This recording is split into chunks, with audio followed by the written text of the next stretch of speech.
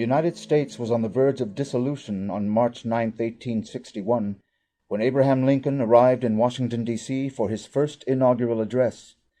The states of South Carolina, Georgia, Alabama, Mississippi, Louisiana, and Florida had all voted to secede from the Union, and Texas's governor had been overthrown for refusing to secede. The departing administration of President James Buchanan had bankrupted the Treasury, while his Secretary of War, John Floyd, had secretly shifted Union armaments to Point South to arm the intended insurrection. Fort Sumter, South Carolina, was surrounded by armed secessionists ready to strike, and an assassination plot against Lincoln was planned, along with a plot to disrupt the official counting of the Electoral College ballots in the capital. General Winfield Scott, a hero in the War of 1812, took measures to secure the capital with thousands of federal troops. Any man who attempted by force to obstruct or interfere with the lawful count of the electoral vote should be lashed to the muzzle of a 12-pound gun and fired out of a window of the Capitol. I would manure the hills of Arlington with fragments of his body, were he a senator or chief magistrate of my native state. It is my duty to suppress insurrection. My duty. This siege of the Capitol and coming war was for Lincoln not merely a conflict between the North and the South, but a world war against the British Empire.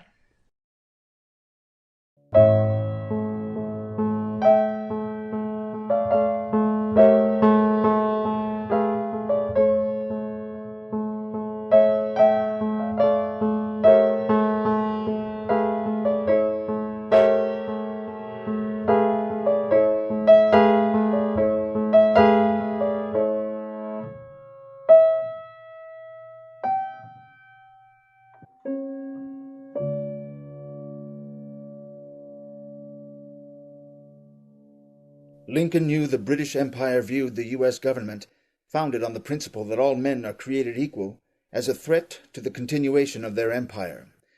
Lincoln also knew that the British Empire had not only steered the development of the present secession, but had organized continuous secession movements to break up the Union since the American Revolution. Alexander Hamilton, the first Treasury Secretary and founder of the American system of economics, was assassinated in 1804 by Aaron Burr, the Vice President of the United States. At the same time, Burr organized a military insurrection against the government to create a separate nation composed of the vast Louisiana Territory and part of Mexico. The design, funding, and brashness of Burr's operation were not his own. I have just received an offer from Mr. Burr, the actual Vice President of the United States, to lend his assistance to His Majesty's government in any matter in which they may think fit to employ him, particularly in endeavoring to effect a separation of the western part of the United States from that which lies between the Atlantic and the mountains, in its whole extent. The British government which deployed Burr burned the capital to the ground 8 years later in the War of 1812, and organized a secession movement of the New England states, a system driven by the British East India Company and its Secret Intelligence Service Director, Lord Shelburne.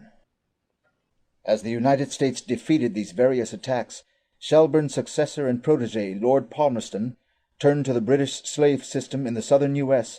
as the new axe to chop apart the United States.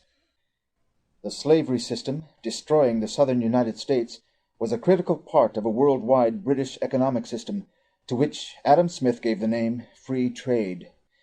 Beginning in West Africa, the British East India Company, Royal Africa Company, and others captured slaves. These slaves were shipped to the Western Hemisphere to create the slave plantation system of the southern United States. The principal product of this system in the 19th century was cotton, 75% of which was exported to England. Here, English peasants worked for shillings to turn the cotton into low-quality textiles, which were then sold in India, the crown jewel of the empire. The Indian subjects, denied the right by the British to produce for themselves, paid for the textiles with opium crops. The Indian opium was then shipped from India to China, where it was forced on the Chinese people for enormous profit, addicting millions to the life-sucking drug. The profits from this cycle, characterized by East India Company lackey Adam Smith as buying cheap and selling dear, was the foundation of the empire's existence. An interruption of any one part was an interruption to the whole. In dealing with vulgar-minded bullies, and such unfortunately the people of the United States are, nothing is gained by submission to insult and wrong. The U.S. have no navy of which we need be afraid, and they might be told that if they were to resort to privateering, we should, however reluctantly, be obliged to retaliate by burning all their seacoast towns. Palmerston never gave up the hope that the United States could be broken apart, that you could destroy the American system. And so Lord Palmerston was naturally a supporter of the Confederacy. In fact, he wrote a letter January 1st, 1861 to Queen Victoria, praising the British and French troops taking of Peking at that time. And then he said, "We also are on the verge of the dissolution of the United States." And this was good news for Britain. When Lincoln was elected in November 1860, the British had recently conducted war against Russia in 1854 and against China in 1859, when the Chinese attempted to block the smuggling of opium into their ports. Now, in 1861, a great war was imminent, pivoted on whether the British or the American system would prevail in the Western Hemisphere. Lincoln knew that he was going into a war. The key of Lincoln, the character of Lincoln, going into the inauguration and through his presidency, was he was on the front lines of a war against the British Empire. And he knew it. He was being shot at. Eventually, obviously, he was assassinated. But there were many attempts against him, as if he was a soldier in the battles. But it was his ideas, it was his mind, which drove the victory over the South. That was why he was the #1 target. In Lincoln, because of the nature of the conflict over slavery, he very much always came back to the Declaration of Independence. That this, for I think any of the great figures in the United States, the Declaration and the Constitution are one piece. So Lincoln rested on all men are created equal and have the right to life, liberty, and the pursuit of happiness. That these are inalienable rights. And they are embedded in every individual human being, that there is no difference. On his trip to Washington for the inauguration, Lincoln was notified of an assassination plot laid for him at a scheduled stop in Baltimore, Maryland. Now, when he passed through Philadelphia, after having been informed of this plot, he stood right here on this spot and participated in a flag-raising ceremony on the morning of February 22nd, 1861. I have never had a feeling politically that did not spring from the sentiments embodied in the Declaration of Independence. I have often pondered over the dangers which were incurred by the men who assembled here and adopted that Declaration of Independence. I have pondered over the toils that were endured by the officers and soldiers of the army who achieved that independence. I have often inquired of myself what great principle or idea it was that kept this Confederacy so long together.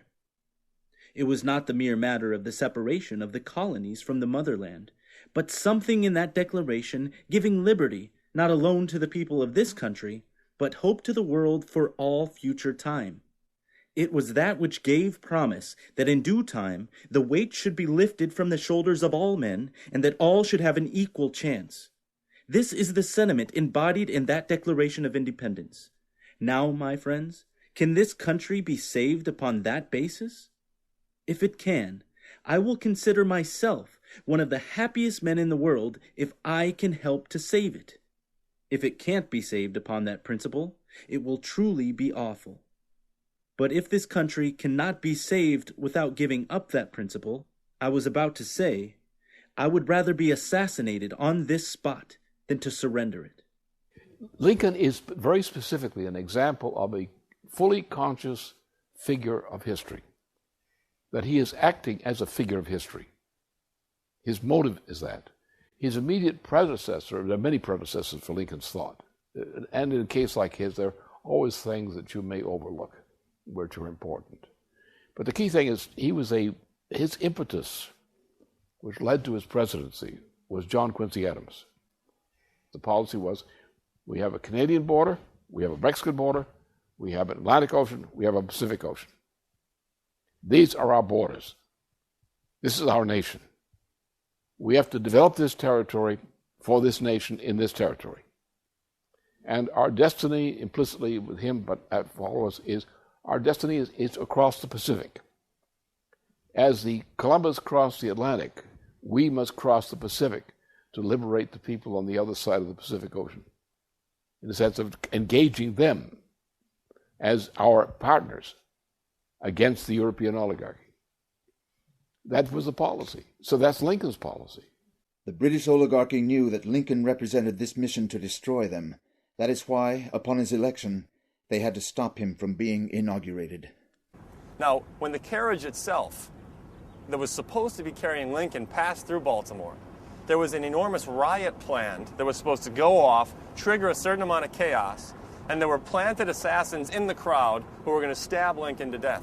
Of course, when the stagecoach rolled through, the riot began, but Lincoln was not in the stage. Lincoln was already in Washington, D.C.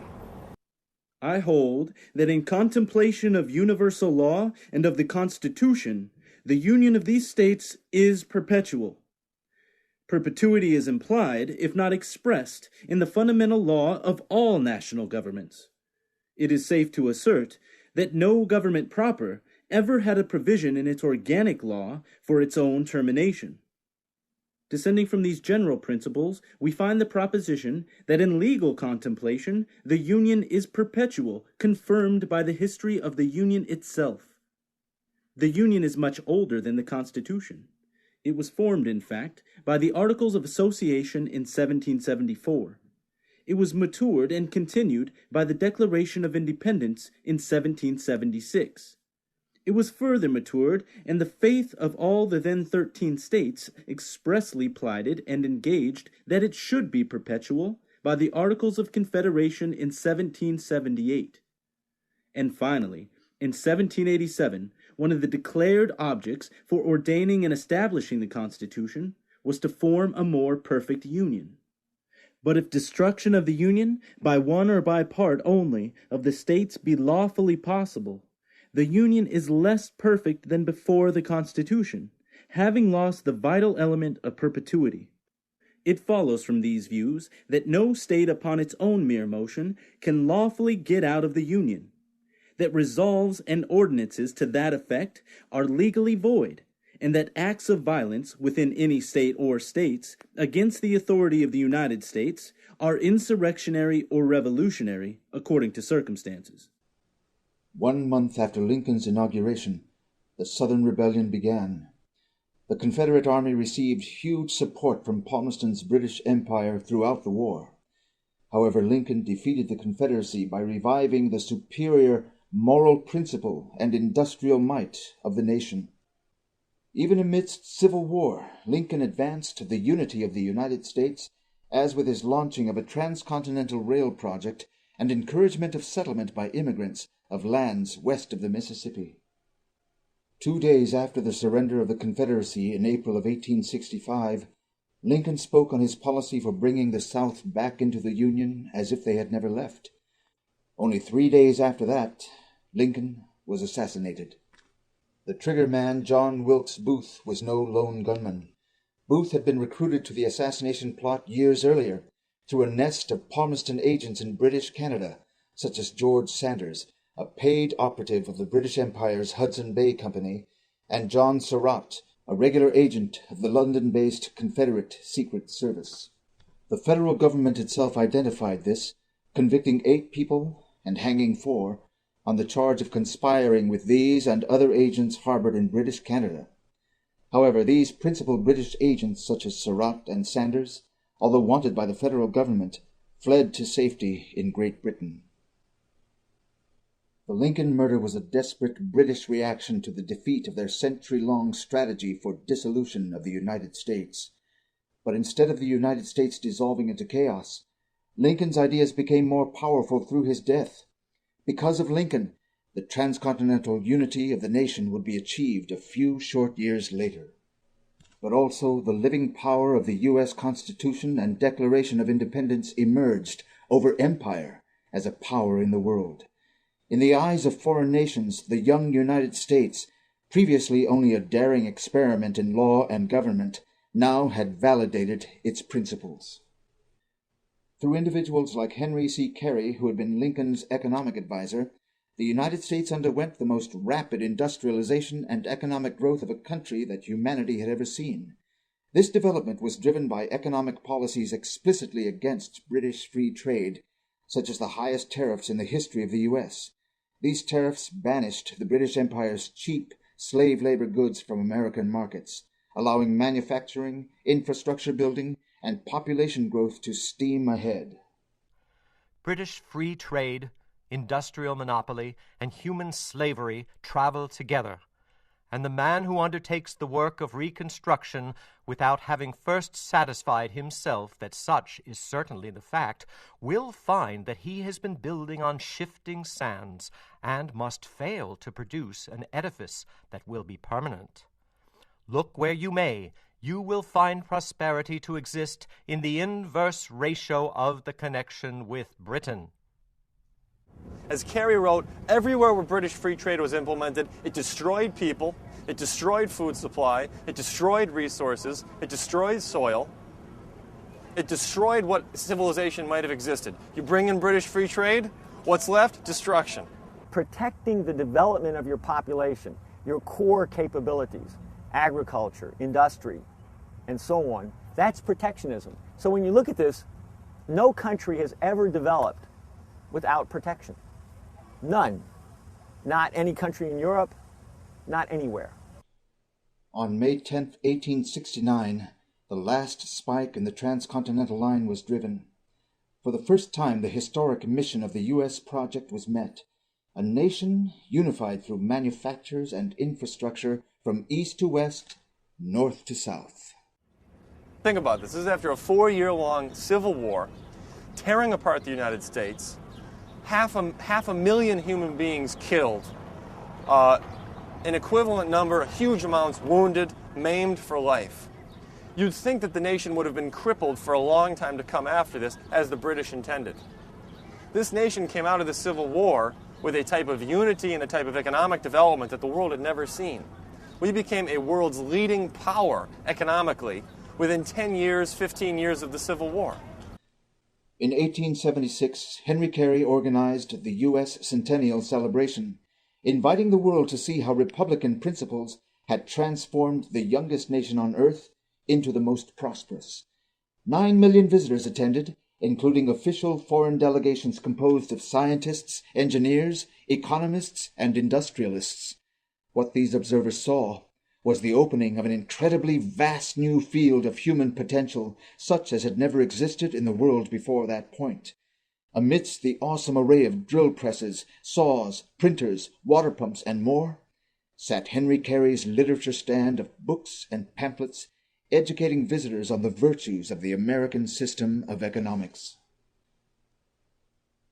The American system of economics values the creative powers of the human individual far above any other form of material wealth.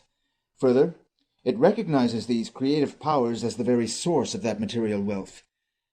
While the British Empire fights for control of the so-called natural resources of the environment, the American system's power comes simply by the recognition that the nature of the human species was to be the one living creature on the planet which had no natural resources, outside of its members' own sovereign ability to create them. All creation is a mine, and every man a miner. In the beginning, the mine was unopened, and the miner stood naked and knowledgeless upon it. Fishes, birds, beasts, and creeping things are not miners, but feeders and lodgers merely. Beavers build houses, but they build them in no wise differently, or better now, than they did 5,000 years ago. Man is not the only animal who labors, but he is the only one who improves his workmanship. This improvement he effects by discoveries and inventions. That's the entire experience of the human of a person, of mankind. Is you're directly related to ideas, Because of that, you become the only interface for ideas to manifest themselves in physical reality. To make a discovery of principle, a discovery of something that exists that's true in the universe, and then to force the physical universe to respond to that invisible principle, to respond to that idea. The human economy exists within a universe organized by this dynamic ability of man to willfully change nature.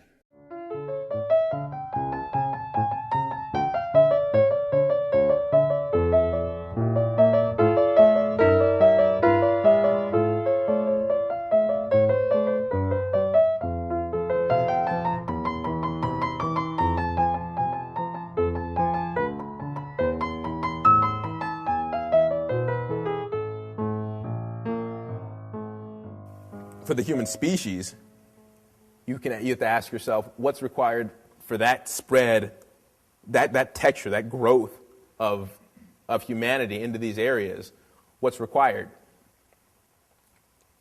There are certain things you need as predicates. Do you need water? You need food? Yeah, some similar things to plant and animal life. But for the human species, you need the ability to creatively introduce those things yourself, such as, for instance, irrigation.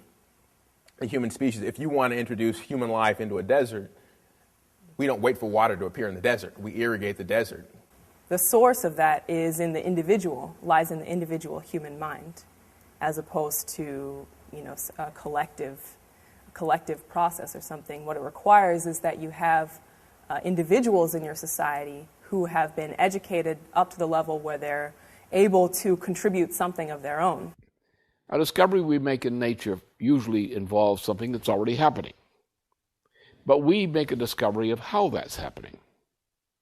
Okay? Now we turn that discovery we've made into a way of changing nature by our acting in use of that principle. So mankind is not like an animal. We have a power of the animals. This is what we call true creativity. The ability to discover universal principles and use these to change the universe. Only mankind can do that. Only the human individual mind can do that. No animal can do it. To create something entirely unique and new, something original in the entire course of what's been discovered so far in the course of humanity, that capacity exists in every single human individual.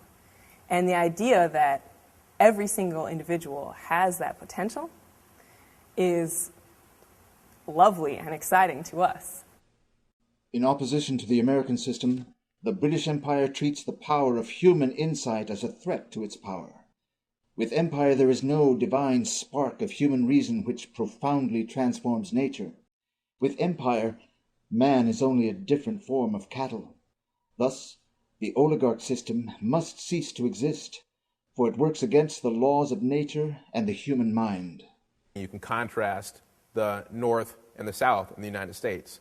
The utter lack of industrial development and then the just backwardness, living in the swamps, state of existence that you had in the South of the United States was a direct product of their view of man. It was a direct product of the fact that a slave society is incapable of this kind of, the kind of feudal society you had in the South is incapable of creative discovery. In the wake of the Centennial Convention, teams of American military engineers, economists, and diplomats carried the American system of economics back over the Atlantic and the Pacific, consciously seeking the end to the British Empire's system of world domination. In Russia, American railroad engineers worked with Russian Transportation Minister Count Sergei Witte, Dmitry Mendeleev, and others to organize a system of high tariffs and construction of the Trans-Siberian Rail project modeled on Lincoln's American Transcontinental. The very first locomotive on this Trans-Siberian was built in Philadelphia by the Baldwin Company. By 1890, the Russians were planning a Bering Strait bridge to connect by rail to America. In France, heavy tariffs were instituted, along with an expansion of rail. French Foreign Minister Gabriel Hanotaux developed plans for the development of the Nile River area of Africa and for a rail link to the Russian Trans-Siberian project. In Japan, E. Pishine Smith, a close collaborator of Henry Carey, traveled to Japan's Meiji court to shape the rapid transformation of the country into a modern industrial power. the Japanese became a leading American ally in Asia, creating the first ever independent national bank on that continent. In China, where the British had unloaded crates of opium, American Civil War engineers unloaded crates of Baldwin locomotives. Kerry ally Wharton Barker worked with the Chinese Emperor's circles for the creation of a joint Chinese-American bank to fund telegraph lines, rail, and industrial mining. And in Germany, the American system reached its greatest application anywhere outside the United States through the actions of Chancellor Otto von Bismarck, who had been an ally of the American system from the days of his youth.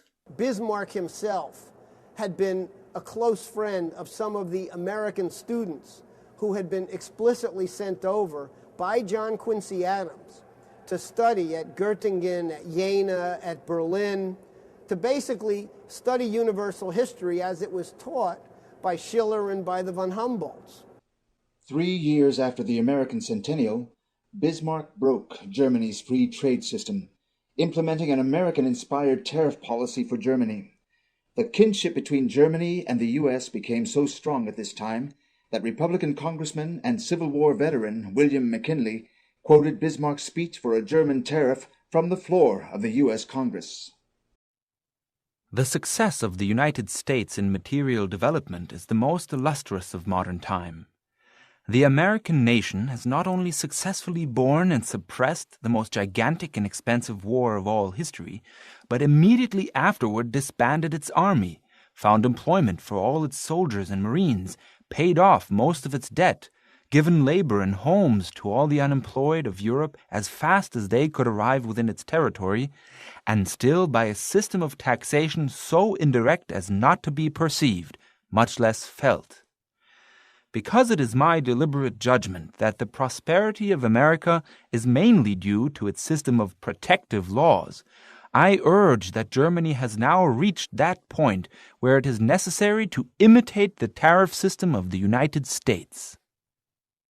Under this policy, just as had occurred in the United States, Germany emerged as a national power on the world stage. Bismarck's circles, in collusion with French industrialists, began planning rail links to the Trans-Siberian system of Russia and the construction of a Berlin to Baghdad rail system to create a new, previously non-existent trade route to all corners of the world.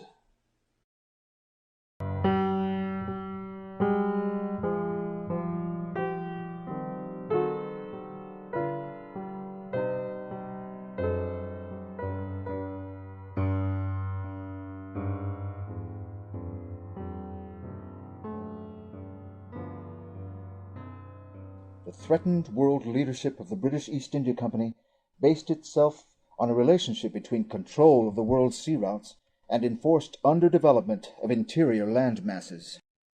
The acquisition of strategic naval ports, or choke points, marked here in red, was the pivot of the system.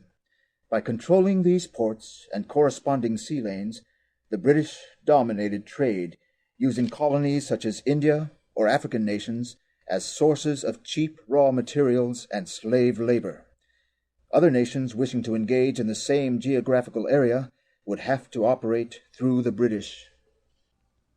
The transcontinental rail projects of the post-Civil War period, therefore, emphasizing interior development of land masses, such as Lincoln's American Transcontinental, Sergei Witta's Trans-Siberian, and Bismarck's Berlin-Baghdad system, were a mortal threat to the historic maritime-based power of the British Empire.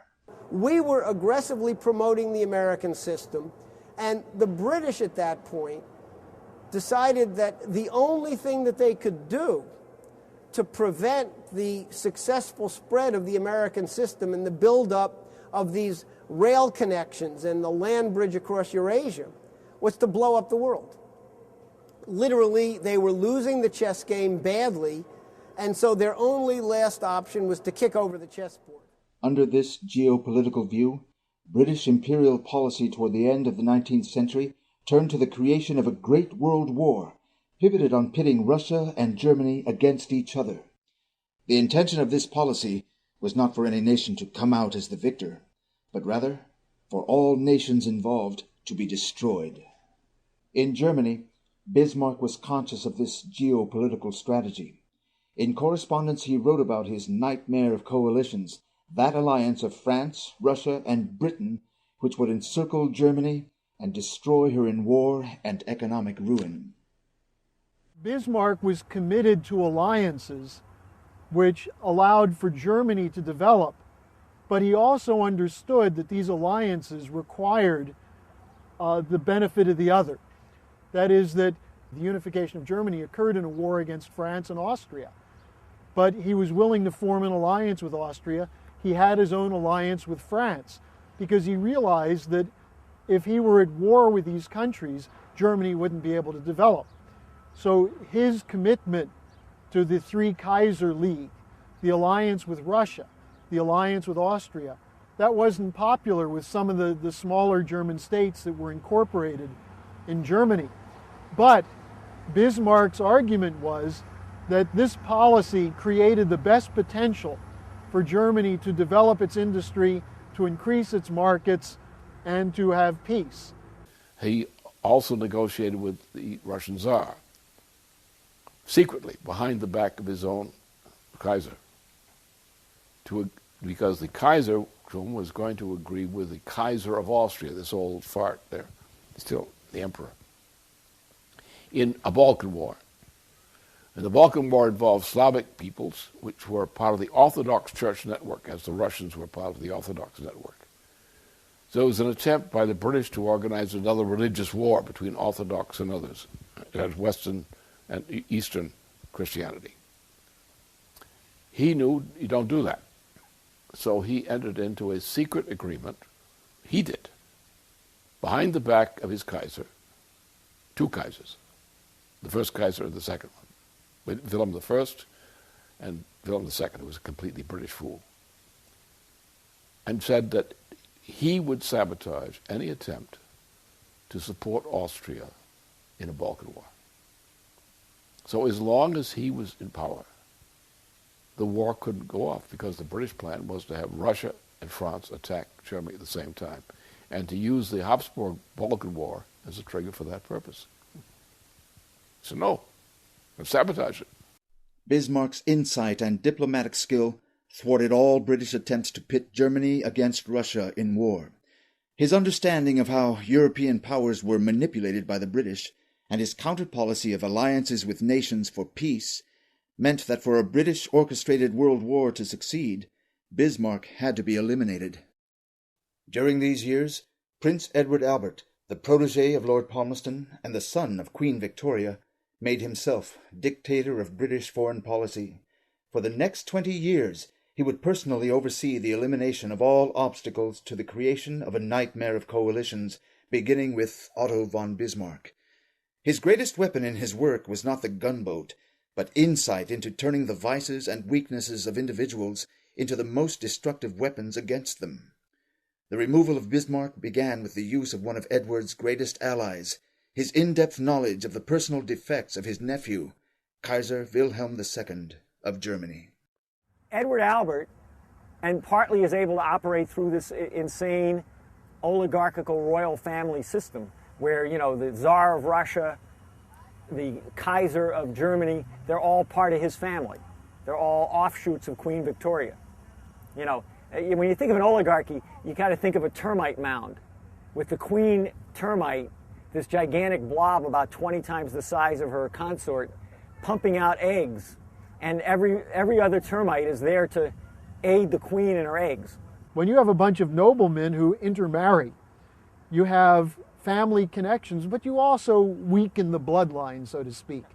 And so you had these figures like Kaiser William II, very inferior intellect, very much influenced by the pomp and circumstance of the empire.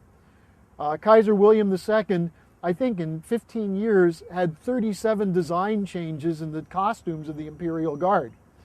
He loved parades, but he was also desirous of flattery. He was very insecure. And so a court around him started saying from the moment he emerged, you can't be like Frederick the Great, his ancestor, if you have a Bismarck running policy. Under orders from Prince Edward Albert, Kaiser Wilhelm ousted Bismarck from the German chancellorship in 1890. This event marked the beginning of World War I. The long fuse of the British Empire's attack on the American system was now lit. After his ouster, Bismarck foretold the great coming war. For my part, I am no longer under any obligations towards the personalities now in office or towards my successor. All the bridges have been broken down. The tide, which used to connect us with Russia, has been severed. Personal authority and confidence are lacking in Berlin. If the country is well ruled, the coming war may be averted. If it is badly ruled, that war may become a 7 years' war. Prince Edward Albert and his sycophants now unleashed hell on earth. The nightmare coalition of Russia, France, and Britain, which Bismarck had worked to prevent, Edward now sought to create. Every nation in Europe and Asia which had responded to the United States' successes would be targeted for destruction.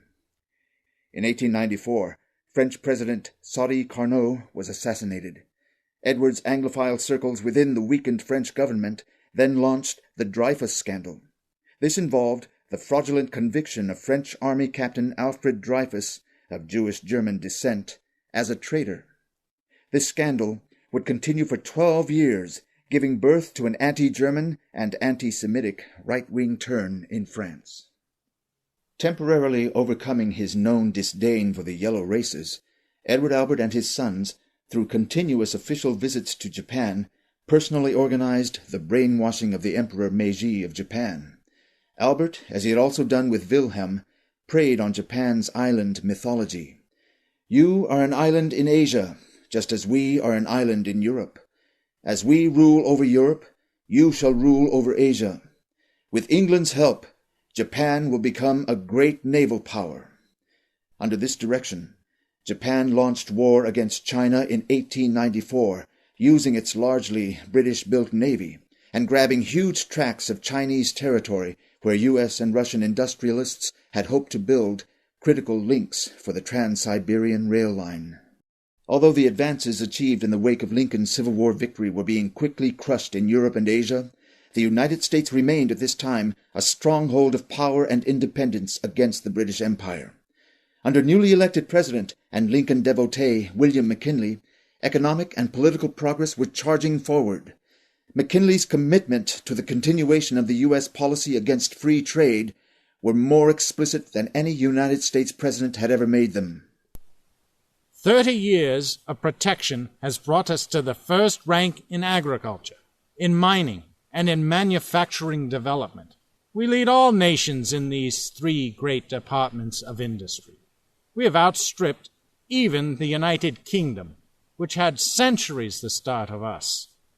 Her fiscal policy for 50 years past has been the free trade, revenue tariff policy of the Democrats. Ours, for 31 years, the protective tariff policy of the Republicans. Tried by any test, measured by any standard, we lead all the rest of the world. Protection had vindicated itself. McKinley immediately adopted a tariff policy, a protectionist policy, that had the British freaked out. In fact, the British sent key operatives over to the United States to work in 1896 in the campaign against McKinley. McKinley's election was a major obstacle to the British Empire's promotion of free trade and war. In an explicit revival of John Quincy Adams' Monroe Doctrine policy, McKinley embraced the International American Conference's proposal for extension of the U.S. railway system through Mexico to the tip of South America. This project, if completed in conjunction with the Russian plans for a Bering Strait rail link, would make it possible by the beginning of the 20th century to travel from Western Europe to the southern cone of the Western Hemisphere by rail. But when McKinley's vice president died in 1899, British Allied bankers seized the opportunity. Teddy Roosevelt was forced on as McKinley's new vice president for the next election. Teddy Roosevelt was as far as one could get from a Lincoln Republican.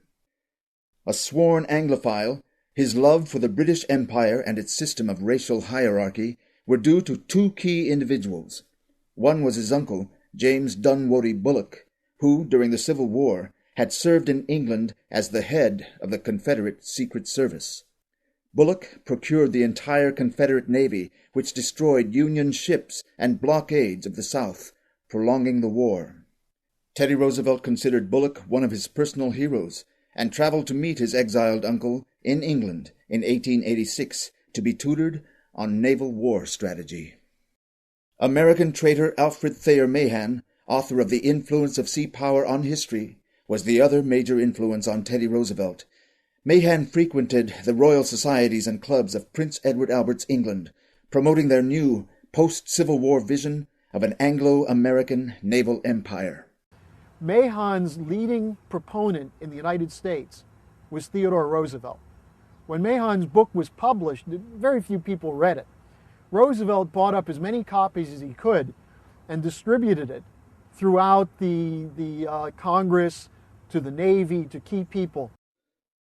McKinley continued to organize the transcontinental rail projects despite Teddy Roosevelt and his British allies in the White House. 6 months into his second term, he delivered a rousing speech to the Pan American Conference in Buffalo to 50,000 North and South Americans.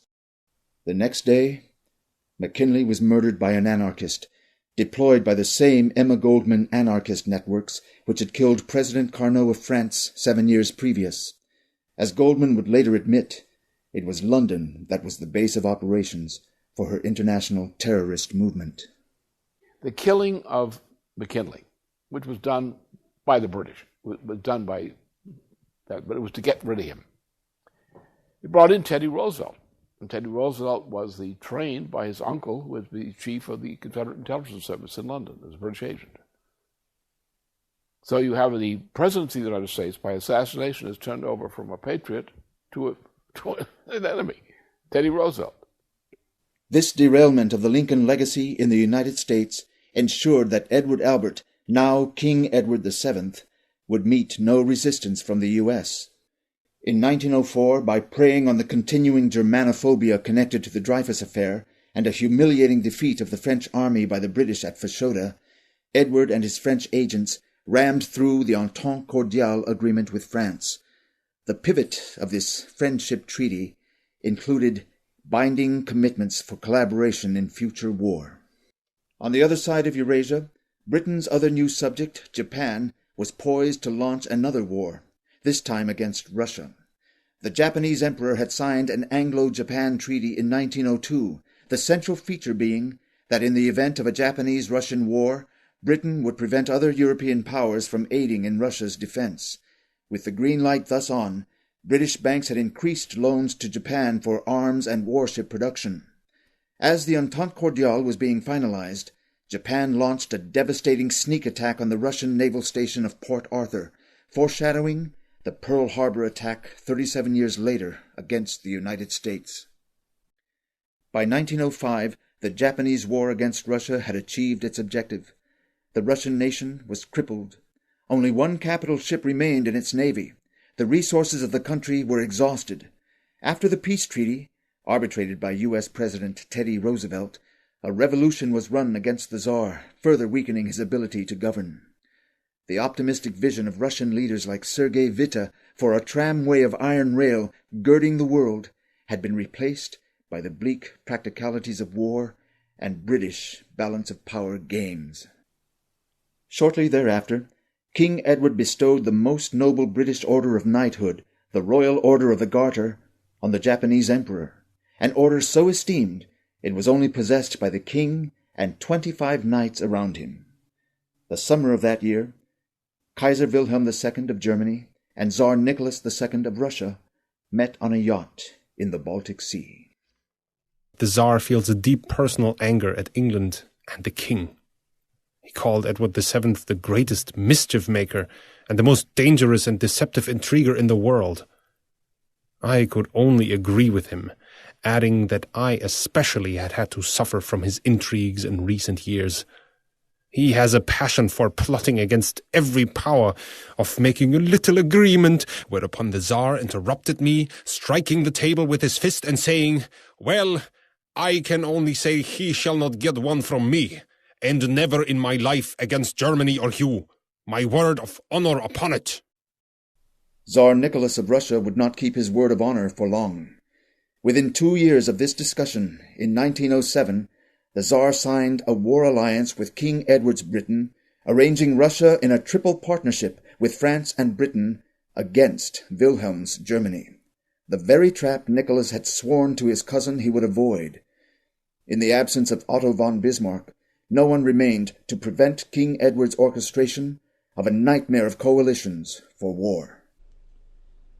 Coincident to arranging this series of horrifying developments, King Edward VII was maintaining perhaps the warmest correspondence between an English monarch and a U.S. president in history.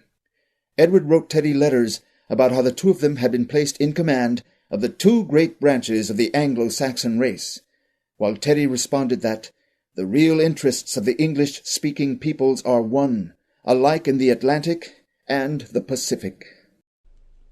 As president, Teddy Roosevelt shut down McKinley's Pan American Rail project. He created East India Company-inspired conservation parks, denying settlers access to land intended by Lincoln for development. And he walked softly with a big stick all over the Monroe Doctrine, turning the U.S. from the leading enemy of empire in the Western Hemisphere to its leading friend.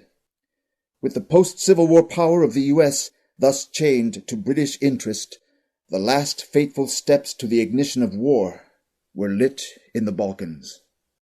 What the British want to do is take an area where there's a confluence of division.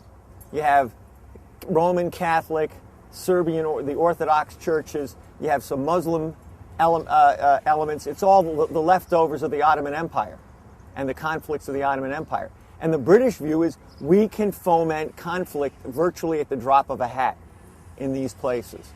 In June of 1914, the heir to the Austro-Hungarian throne, Archduke Ferdinand, rode through Sarajevo, Bosnia, and was assassinated by an anarchist. Predictably, the Austrians reacted by declaring war on Serbia. Tsar Nicholas II mobilized to defend the Serbs, and so likewise the German, French, and British entered the conflict. The Great War, whose fuse had been burning since King Edward's ouster of Chancellor Bismarck, went off. Indeed, the war just started because the war started. There was no reason for this war to start. Everything was in place. There was a buildup of conflict. Every side was building up more of their military capability. Orders were going out. And at a certain point, the armies were on the move and nothing could stop them. And war broke out. But this was a British plan to set this in motion. This is what happens when you have inadequate leadership.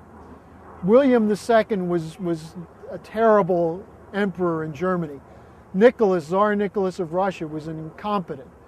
The French government was incapable of addressing the broader strategic questions. They were all putty in the hands of the British manipulators. The British wanted World War I to destroy continental Europe. And you look at the incredible numbers of people who died on the battlefields fighting over a couple of square miles of land, and you see what a tragedy is about. But really, the key to this is Europe is destroyed and demoralized. Because the idea is, how did this happen to us? We're supposed to be civilized, we have science, we have parliamentary democracies, we have culture, and we engaged in a meat grinder where people were slaughtered over inches of ground for 4 years, and nothing could stop it. And this is a war that was fought for no reason. People really know that. In 1915, President Woodrow Wilson brought the United States into the war on the side of the British Empire. An avid Ku Klux Klan supporter, Wilson's election had been made possible by Teddy Roosevelt, who ran a third-party Bull Moose ticket in 1912, splitting enough votes from incumbent Republican William Taft to secure Wilson's victory. Under somebody like McKinley or his successors, the U.S. probably would have stayed out. But under Teddy Roosevelt and Woodrow Wilson, both with a history tied to the Confederacy, the United States ultimately comes in on the British side. And it becomes a decisive factor. The 24-year-long orchestration of World War I by King Edward VII thoroughly shattered the possibility of ending the British Empire. In Europe and Asia, each nation which had embraced the American system in the wake of Lincoln's assassination had been roped into destroying itself. In the United States, the Lincoln legacy was all but lost, with Woodrow Wilson closely tying the U.S. to support of British imperial interest for the post-war world. The British Empire itself, now more in control of world politics than possibly ever before, positioned itself to eradicate the potential for the Lincoln legacy to arise again by moving for the permanent eradication of sovereign nation-states. For this, the deceased Edward VII's policy of steering nations into self-destructive conflict with one another would be continued, but around new figures such as H.G. Wells, who had served as the director of British intelligence during World War I. Wells and his collaborators began immediately to sow the seeds for another great war, this one to wipe away nations and pave the way for world government. Wells was a particularly nasty, evil, but very intelligent guy. And so in both his literary writings, his novels, his short stories, and then in his non-literary, non-fiction writing, particularly his Open Conspiracy, what Wells laid out is the idea that you have to create world government, world empire under British domination. This is an independent sovereign state. Yes, we must talk about that. We don't discuss it. We don't approve of independent sovereign states. You don't approve? We mean to stop them. That's war. If you will. All right, I think we know how we stand. The British foreign policy for Germany in the post-war period reflected the exact aims of Wells's policy. The Versailles Treaty of 1919, imposing nearly all of the post-war reparations on Germany, meant an undoing of all of Bismarck's previous successes, and a dissolution of Germany as a sovereign country. At gunpoint, the most productive agricultural lands and natural resources were seized. Ships, locomotives, and half of the nation's gold reserves were taken away. Social programs were eliminated, industries privatized, and vicious waves of speculation unleashed on the Deutschmark. The Reichsbank desperately printed mountains of currency in the vain hope of covering the unpayable debt, leading to the hyperinflation crisis of 1923. The British had finally reconquered Germany. In Southwest Asia, the same policy was pursued. Secret negotiations of the British Arab Bureau and French Foreign Ministry had created the Sykes-Picot Accord, which mandated British control of the Palestine, Transjordan, and Iraq region, and French control of Lebanon and Syria. Still to this day, the manipulation of religious and ethnic tensions to create wars in this region echoes back to this repositioning of empire. In the United States, the same banks and cartels dismantling the German nation positioned themselves for similar actions against the already weakened American system. J.P. Morgan's bank, located at 23 Wall Street, had been established as the American arm of a British bank and steered as an insurrection into American finance since the 1860s. By the 1920s, the House of Morgan operated more akin to a cartel than a bank, with no public function and a board which reached into thousands of American companies, industries, and utilities. The hand of Morgan was known to be monarchical in the land of American finance, only subsumed in power by the British Empire he was acting for.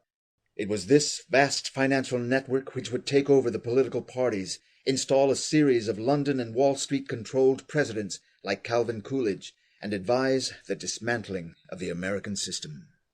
By 1928, John J. Raskob, a J.P. Morgan asset who had built his fortune through insider speculation, rose to prominence in the Democratic Party. Raskob lent the bankrupt Democratic Party more than $300,000, nearly erasing their debt. Raskob was then appointed chair of the Democratic National Committee, where he exerted powerful influence over the party's politics.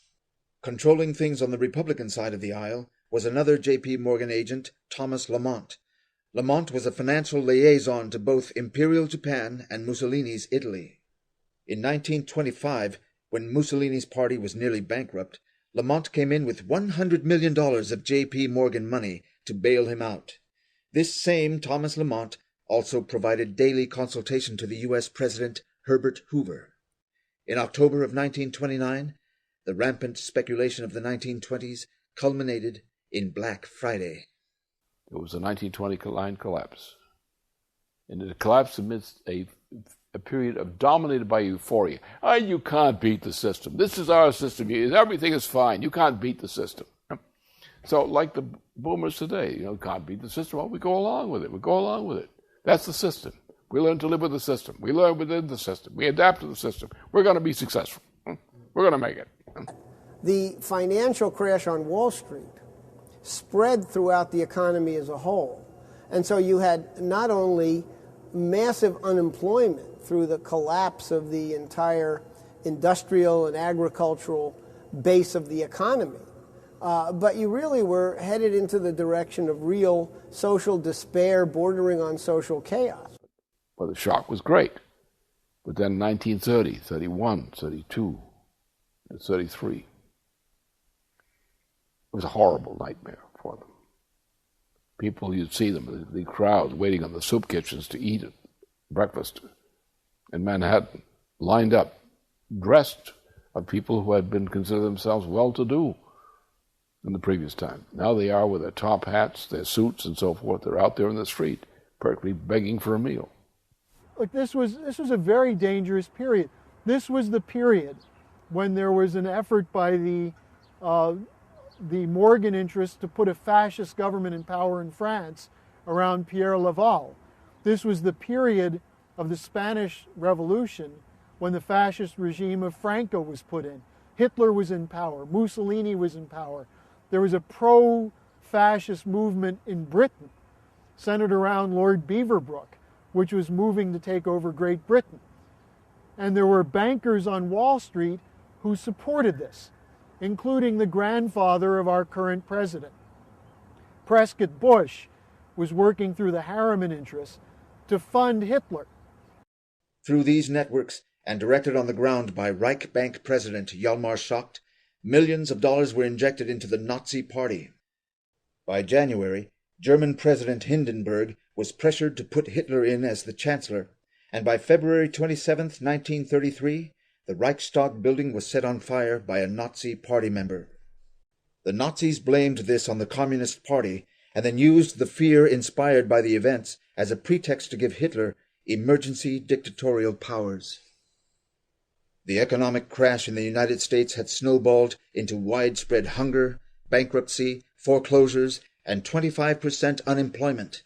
People were not in a position to pay attention to the ominous rumblings abroad. Yet interest in the coming elections was unprecedented. Voters fervently hoped to find a leader who would, against all odds, turn them away from despair and restore the nation to prosperity. As the Democratic Convention neared, the Raskob-directed Democratic National Committee would go to extraordinary lengths to win the presidency. Their only opposition lay with a Democrat named Franklin Delano Roosevelt. The party rules at the time were that the candidate to be nominated needed 2/3 of the delegates to win. Franklin Roosevelt had slightly less than that. Only a few states needed to join to his side, and he could win.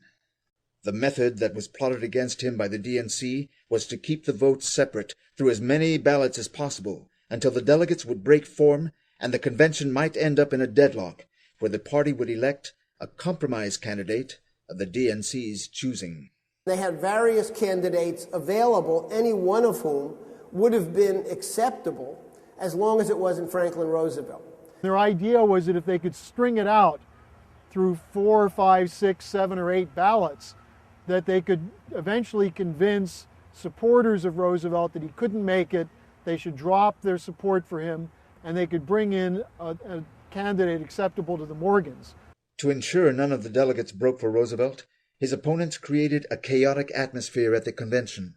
They paid street thugs to come into the convention and boo any time Roosevelt's name was mentioned. They ran the media of the city to be anti-Roosevelt to create a fog of confusion.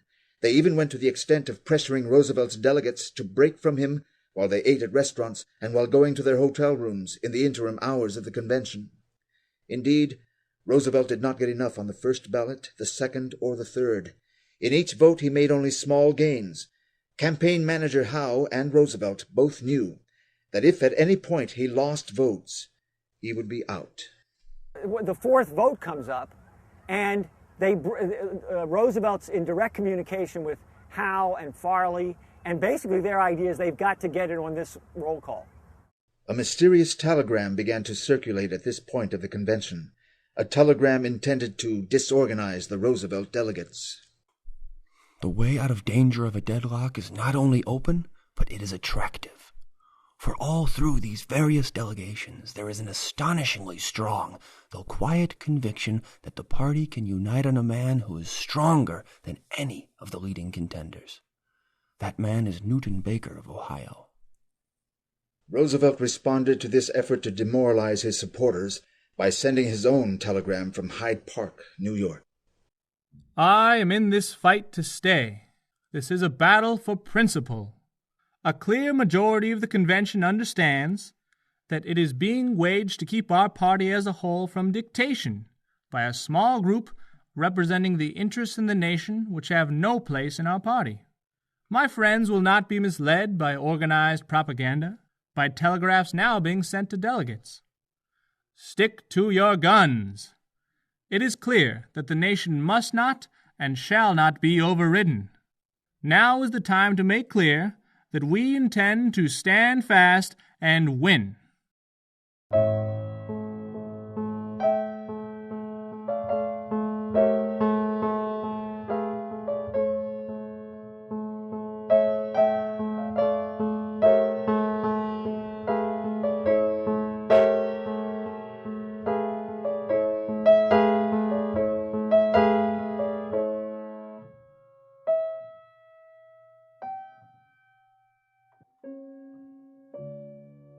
The fight at the convention was not an internal Democratic Party struggle, but a conflict over whether the Lincoln tradition of American politics or the British system of empire would prevail in the world.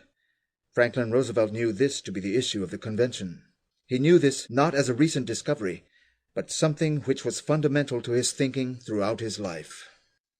In Roosevelt's case, it was a very explicit sense of history. Now, the earliest I can identify it is this paper that he writes on Hamilton, I think when he's about in his late teens or something like that. It's clear that he does have a sense, like Lincoln, of being a continuation of the American Revolution, that his sense of identity is in the American Revolution. Now, I think it's very interesting, even though this is a very short paper, and obviously it's not a big scholarly exercise, it's more his own sense of who Hamilton was. George Washington, the first president under the Constitution, made Hamilton Secretary of the Treasury, the greatest of the cabinet offices. As Hamilton had stabilized the problems of state, so now he ordered the finances of the country, and it was his impetus that removed for all time the risk of disintegration of the states.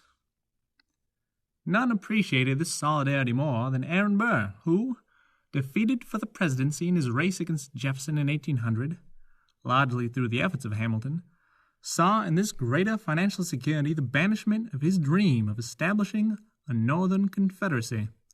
Roosevelt was aware, even in his description of Hamilton, that it was an American system, as he later refers to it, versus the British. Roosevelt's great-great-grandfather was a close collaborator of Alexander Hamilton in the creation of the Bank of New York, of some of the strategy around the establishment of the First National Bank. Isaac Roosevelt was a great American patriot of that period. And his portrait hung in the dining room of the Roosevelt family home up in Hyde Park, New York. So I think he had a very personal connection to the founding fathers, to, in particular, Hamilton, maybe because of his grandfather's ties to this. And it gives you a sense how somebody lives. Hamilton lived in Roosevelt. And that was his, I think, idea. In 1920, Franklin Roosevelt, then only 38, had been selected by the Democratic Party as the vice presidential candidate. He stumped the country.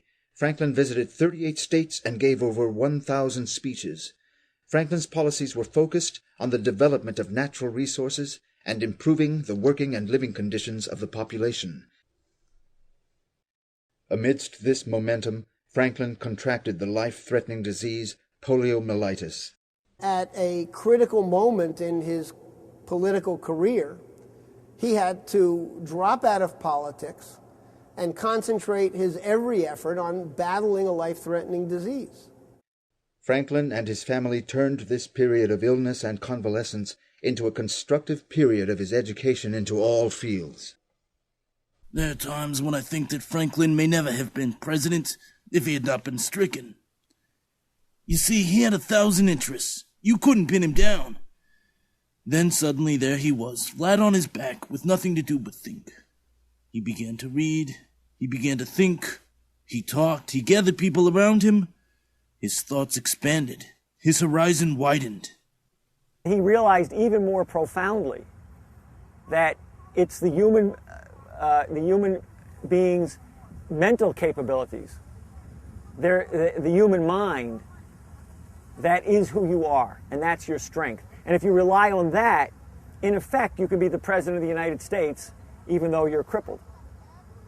The physical side means nothing. I saw Roosevelt only once, between 1921 and 1924, and I was instantly struck by his growth. The man emerged completely warm-hearted, with humility of spirit, and with a deeper philosophy. Having been to the depths of trouble, he understood the problems of people in trouble. He was young, he was crippled, he was physically weak, but he had a firmer grip on life and on himself than ever before. He was serious, not playing now. Politics had become important to him as a means to a good life. Although not yet fully recovered from polio, these conditions led Franklin to run for governor of New York and to address the 1928 Democratic Convention. Our people must not acquiesce in the easy thought of being mere passengers, so long as the drivers and mechanics do not disturb our comfort. We must be concerned over our destination, not merely satisfied that the passing scenery is pleasant to the eye. We must be interested in whether that national destination be heaven or hell, and not content that the man at the wheel has assured us that we shall find a full bank account and a soft bed. We do not want to change these United States of America into the United States Incorporated with a limited and self-perpetuating board of directors and no voting power in the common stockholders. Once elected governor, Franklin began to reverse the ongoing economic disintegration by implementing policies of Social Security, unemployment insurance, major state infrastructure, job creation projects, regulation over utilities, and initial regulation of Wall Street. This prescription set a precedent for policy standards later and drew many protests against him from the Hoover administration. I think it is time for us Democrats to claim Lincoln as one of our own. The Republican Party has certainly repudiated, first and last, everything that he stood for. Those in charge of the national government believe that individual and collective private action could restore the prosperity, and that the restoration of such prosperity is the sole objective. By 1930, the Republican Party had become the party of financial speculation and free trade. In the midterm election of that year, the Democrats gained a majority in both congressional houses, and the next presidential election was expected to deliver similar results. Lewis Howe had planned a presidential bid for Franklin in the 1936 election, but the nation's economic conditions prompted an earlier run. Because of his success as governor in New York, Franklin was seen by many to be the likely Democratic Party nominee. To combat Franklin, early in the campaign cycle, John Raskob moved the repeal of prohibition into the forefront of the party politics. This issue was intended to create a wedge between the Northern and the Southern Democrats, and in a letter to the party published in early 1932, Raskob threatened that, were the party not ready to come together around this issue, the Democratic Party should break up and a third liberal party should be formed. Franklin perceived the true intention of these actions as an attempt by a financial elite to undermine the Democratic Party's chances in the election and retain control of the nation's economic policies. I know that you will agree with me in believing that we face in this country the concentration of all power, economic and political, in the hands of what the ancient Greeks would have called oligarchy. Going into the 1932 convention, you had people who were outright fascists and Nazis, who were the American equivalent of Montague Norman, Hjalmar Schacht, and the European bankers who wanted to install Hitler because they wanted a war in Europe. And so Roosevelt was facing those kinds of obstacles.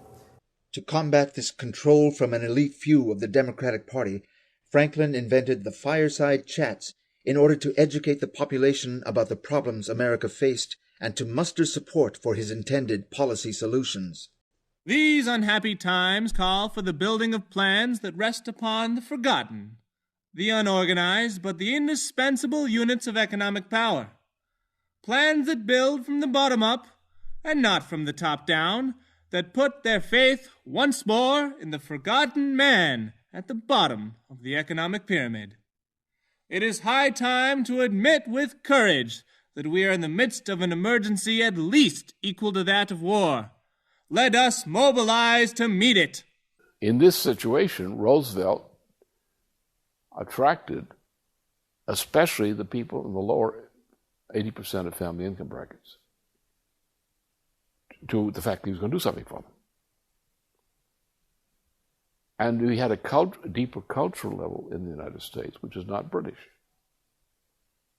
People had an idea of a constitution, may not have been too clear on it, but they knew under our system that's not right. We don't do that to our own people. We don't let them starve. We don't let them suffer. It's not our way of doing things. So he could appeal to that sense of justice, of fairness, or sometimes called fairness, in the American population. And he got a tremendous base of support in it. He knew what he was doing. He knew the history. He'd laid the basis for what he did in his governorship in New York. He knew exactly what he was doing. He knew what he was up against. He knew who the enemy was. And he knew that we were not safe unless we got rid of the British system. This was the Franklin Roosevelt after earning a majority of the popular support during the primaries that came into the Democratic Party convention of 1932. A nomination of Roosevelt would mean the revival of Lincoln's legacy. A victory of anyone else would ensure an end of the United States. Roosevelt came into the convention as the clear favorite of the American people, yet the party apparatus was dead set against Roosevelt getting the nomination. Amidst the chaos of the convention, the Roosevelt apparatus persisted. Cracks started to develop among the different constituencies, and ultimately an American response came from the participants of the convention. Enough people realized that Roosevelt was the only alternative to the Wall Street Party, and that he was the only one committed and prepared to govern in the interests of the United States. A deal was brokered. The California and Texas delegations broke for Roosevelt, and he secured the nomination. Franklin D. Roosevelt, having received more than 2/3 of all the delegates voting, I proclaim him the nominee of this convention for President of the United States. Although this pleased the people in the convention, it did not please Raskob and his masters. It seems unbelievable that the Democratic Party, born and bred in the fine old aristocracy of the South, and always fostered and nourished by a conservative people, such as Smith, P.S. DuPont, and myself, is now turned over to a radical group such as Roosevelt. Hearing of his nomination, Roosevelt broke tradition, took a major risk at the time, and flew an airplane to Chicago in order to address the people of the convention directly and to draw the battle lines of his campaign. There are two ways of viewing the government's duty in matters affecting economic and social life. One is to see to it that a favored few are helped, and hopes that some of their prosperity will leak through, sift through to labor, to the farmer, to the small business man. That theory belongs to the party of Toryism, and I had hoped that most of the Tories left this country in 1776. Our Republican leaders tell us economic laws, sacred, inviolable, unchangeable, cause panics which no one could prevent. But while they prate of economic laws, men and women are starving. We must lay hold of the fact that economic laws are not made by nature. They are made by human beings. The power that parties get is significant. It's significant as a factor on the scene. But what's decisive is the leadership, which is always centered in one or two or more individual minds who are actually driving history in that direction with ideas, as Roosevelt did, with ideas. By the election in November of 1932, Roosevelt won and was ready to begin his New Deal for the nation. It looks, my friends, like a real landslide this time. In Florida, 2 weeks before Roosevelt's inauguration, an anarchist emerged from the crowd and fired 5 shots at Roosevelt. The bullets intended for Roosevelt did not hit their mark, but undoubtedly Roosevelt knew, much like President-elect Lincoln before him knew, who his enemies were. On March 4th, 1933, Franklin Roosevelt was inaugurated as the 31st President of the United States. This great nation will endure as it has endured, will revive and will prosper. So first of all, let me assert my firm belief that the only thing we have to fear is fear itself. Nameless, unreasoning, unjustified terror, which paralyzes needed effort to convert retreat into advance. Yes, the money changers have fled from their high seats in the temple of our civilization.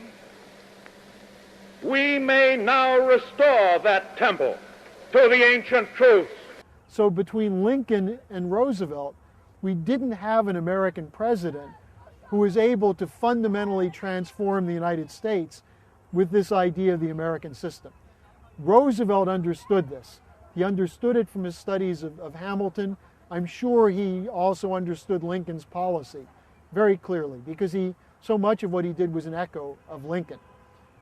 Within hours of his first day in office, Roosevelt began a comprehensive reorganization of the nation's economy. Illustrative is the case of Chief Aide Harry Hopkins, who, armed with only a card table, a pot of coffee, and a telephone, hired 11 million Americans and spent $20 million in the first 3 hours of the administration. With the Civilian Conservation Corps, Rural Electrification Administration, the Four Corners Projects, and others, Roosevelt launched the largest peacetime mobilization of manpower and materials the world had ever seen. As an incredible example, the Tennessee Valley Authority transformed one of the most backward areas of the nation into an industrial powerhouse. This was the plan: to chain the river through a series of giant dams, checking the flood. To open it to navigation from its mouth to its headwaters.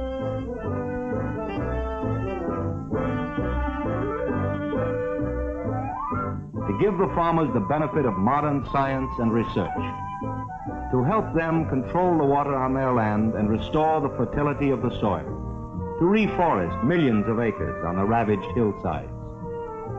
To exploit the mineral resources of the area. To use the electric power generated by the dams to develop and rehabilitate industry in the cities. To electrify the farms through rural cooperatives. Above all, to prove that human problems can be solved by reason, science, and education. Roosevelt used the Reconstruction Finance Corporation as a quasi-national bank to reestablish the credit of the nation. He built schools, libraries, airports, post offices, and all with government-issued credit. He reestablished the U.S. currency, stabilized the price of gold, and opened a penetrating investigation into the rampant speculation on Wall Street, all within the first 100 days of his administration. But what he wanted to do was move immediately to stop the foreclosures, put people back in their homes, save the farms, build back farm income, and start up U.S. industry again. And to a large extent, he succeeded. Policies that Roosevelt instituted for rebuilding the U.S. economy completely flew in the face of these powerful Wall Street and City of London allied interests. By the middle of 1933, Roosevelt's attacks against free trade practices were tearing up the privatized control of the U.S. economy. As a desperate reaction to Roosevelt and his American system policies, one of the most outlandish British-directed plots in modern history was planned. J.P. Morgan's John Raskob was tasked to form a group to propagandize against Roosevelt's policies. This organization, becoming active in most cities and states, fervently attacked Roosevelt with thousands of speeches and millions of pamphlets distributed across the nation. The group was called the American Liberty League. The objective of the League was to become the eventual administrator of a 500,000-man force which would storm the White House and overthrow President Roosevelt. The plan was to then establish a dictatorship which would immediately enact the economic austerity plans of Hjalmar Schacht's labor camps already being applied in Nazi Germany. All they needed was a man with credit among the military legions to lead this coup. Unfortunately for them, the man they tried to seduce was a true American, retired General Smedley Butler. He knew the corruption of government and big business intimately from his past, and refused to succumb to playing the role of an American Hitler. General Butler contacted a trusted Philadelphia publisher, and by the time enough evidence was collected to substantiate the story, Butler took this plot to the Senate, and as the press hit the stands, the hearings began.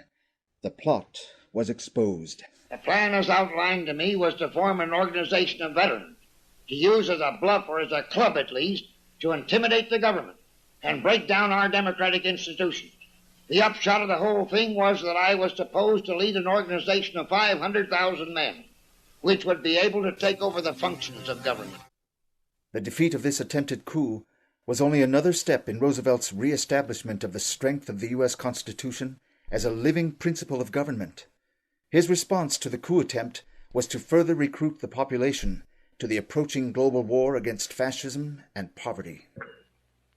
These economic royalists complain that we seek to overthrow the institutions of America.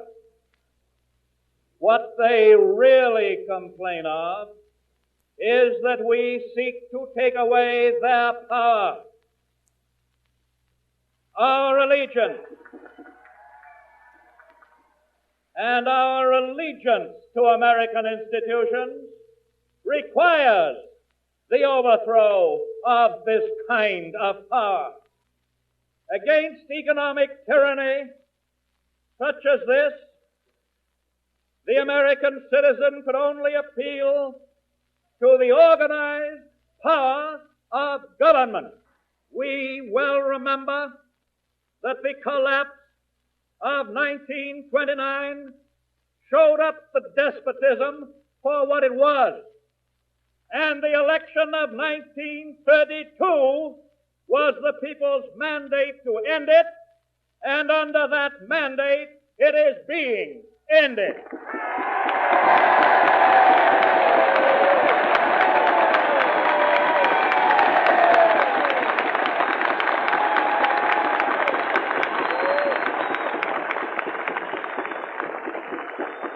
It is not alone a war against want and destitution and economic demoralization. It is more than that. It is a war for the survival of democracy. We are fighting to save a great and precious form of government for ourselves and for the world. And so I accept the commission you have tendered me. I join with you. I am enlisted for the duration of the war.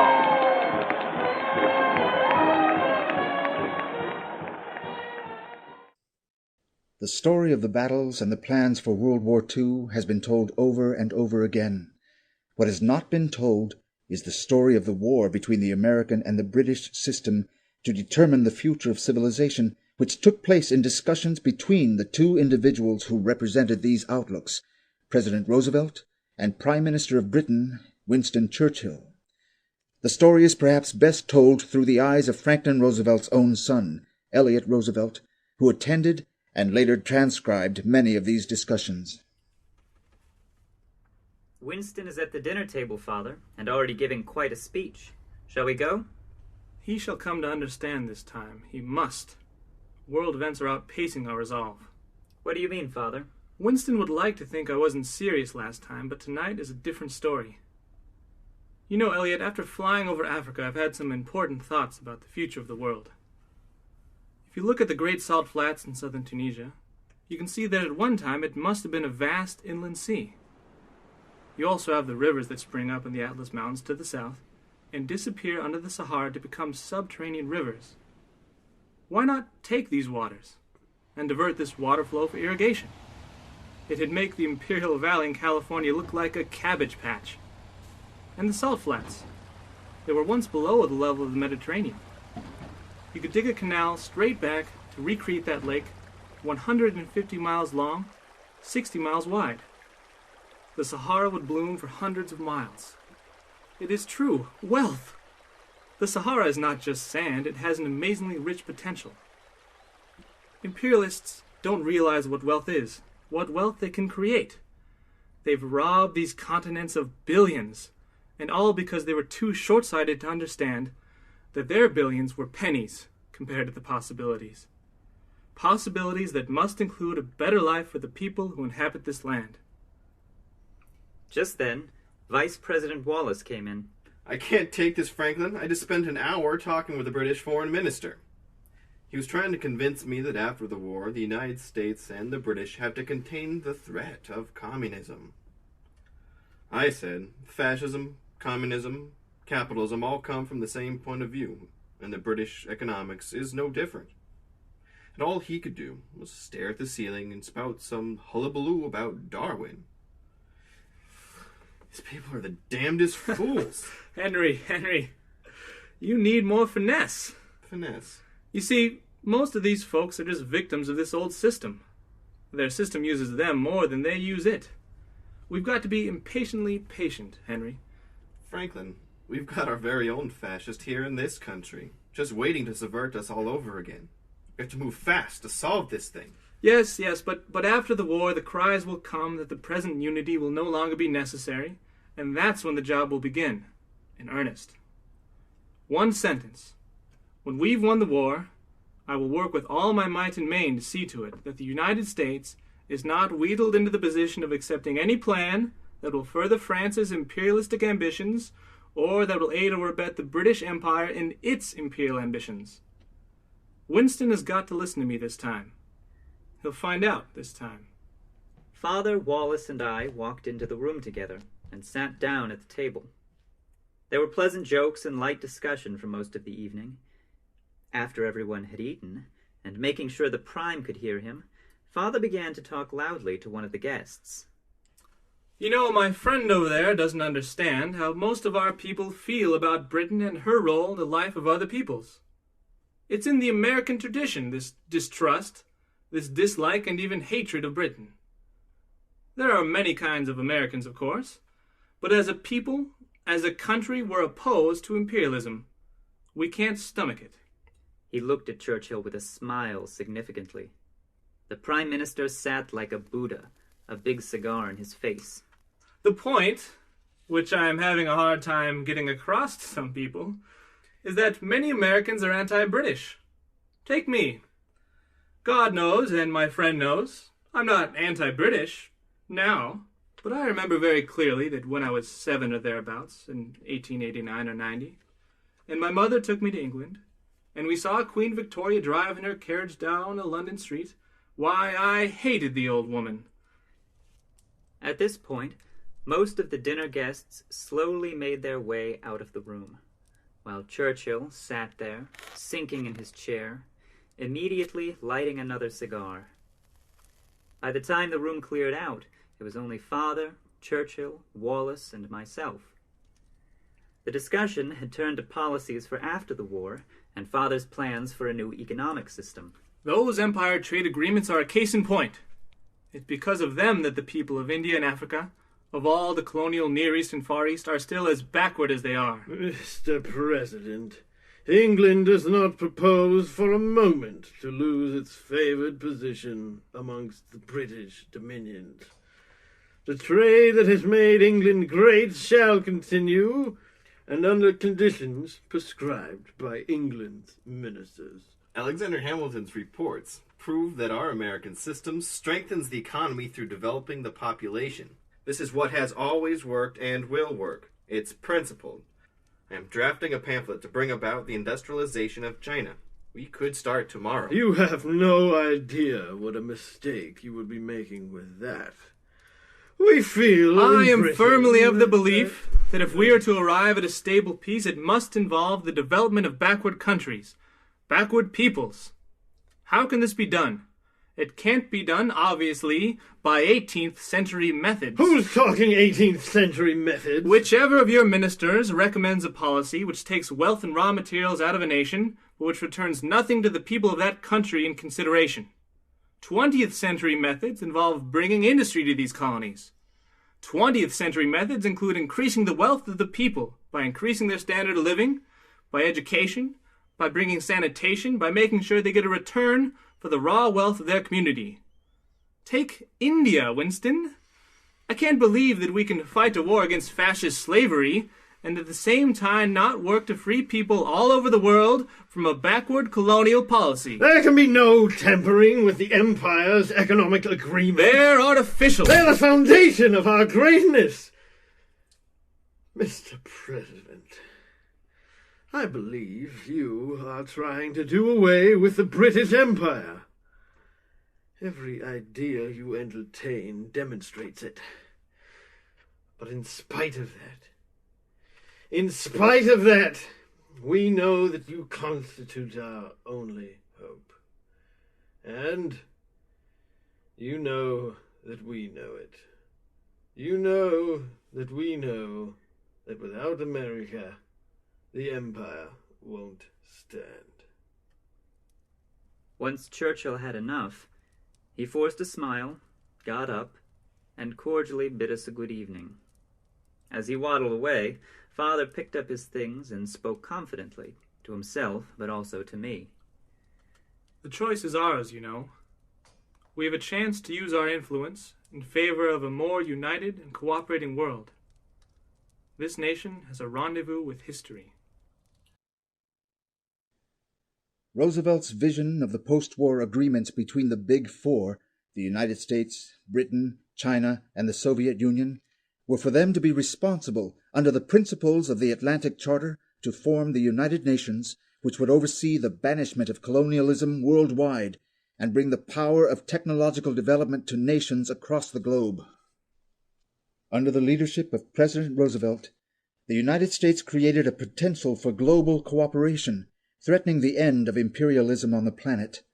For the first time since Lincoln's victory in the Civil War, the world was moving in the direction of defeating the oligarchical principle and establishing a global community of sovereign nation-states. Under the presidency of Roosevelt's chosen successor, Vice President Henry Wallace, that future would have been secured. Some have spoken of the American century. I say that the century on which we are entering, the century which will come out of this war, can be and must be the century of the common man. If we really believe we are fighting for a people's peace, all the rest becomes easy. This is a fight between a slave world and a free world. Just as the United States in 1862 could not remain half slave and half free, so in 1942 the world must make its decision for a complete victory one way or the other. The people, in their millennial and revolutionary march, toward manifesting here on earth the dignity that is in every human soul, hold as their credo the four freedoms enunciated by President Roosevelt. We who live in the United States may think there is nothing very revolutionary about freedom of religion, freedom of expression, and freedom from the fear of secret police. But when we begin to think about the significance of freedom from want for the average man, then we know that the revolution of the past 150 years has not been completed, either here in the United States or in any other nation in the world. We know that this revolution cannot stop until freedom from want has been attained. Tragically, President Roosevelt's health then took a dramatic turn for the worse, and as the war was coming to a close, the British operatives in the Democratic Party pressured Roosevelt to replace Wallace with Harry S. Truman in the 1944 election. Truman was not committed to fighting for Roosevelt's principles, but had proven himself willing to submit to Churchill's post-war outlook. By April 1945, OSS Chief William Donovan met President Roosevelt in the Oval Office. Upon his departure, having witnessed the president's condition, Donovan grimly remarked to his trusted aide, "It's over. It's all over."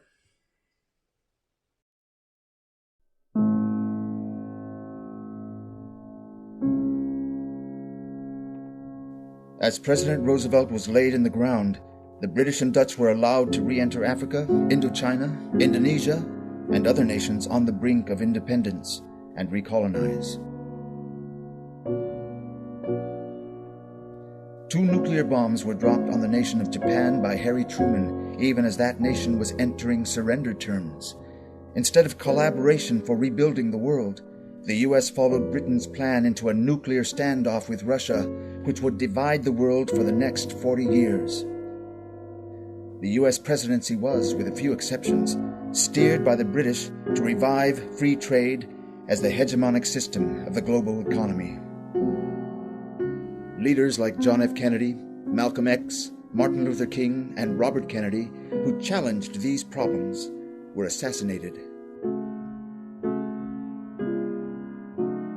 The intended policies of Franklin Roosevelt for the post-war world are still waiting to be implemented today. Lincoln was assassinated. The British were out to kill him. And they did. In some ways, maybe that's easier to deal with. We should have kept Lincoln alive. But Roosevelt, he died. That seems to be a random event. It leads to a certain existential outlook. But what if we thought of it in a different way? What if we thought, no, see, he doesn't really die if we don't let him die.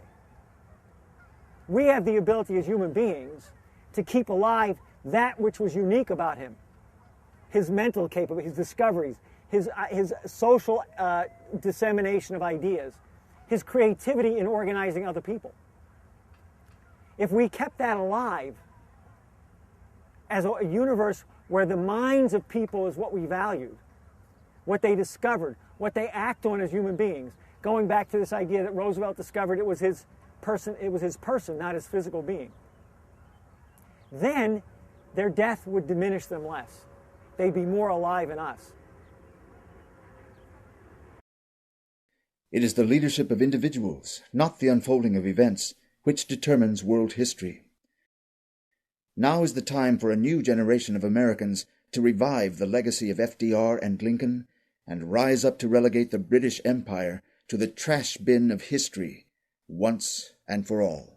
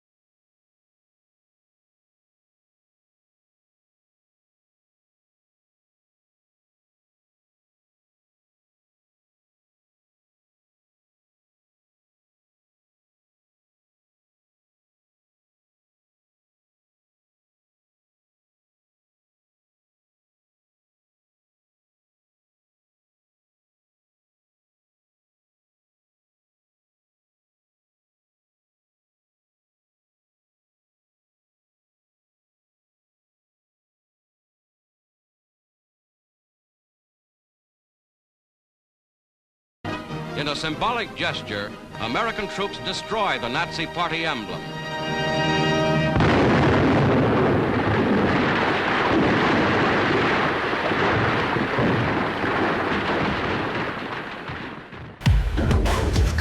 Codes and lights, hidden truths were digital masks. City of the binary nights, awake from the program tasks. Eyes open wide to the glitch in the seams. Planets crack the mirror cage. Truth isn't what it seems. Find yourself beyond the digital age. Break the matrix, break the mold. Riddles in the coding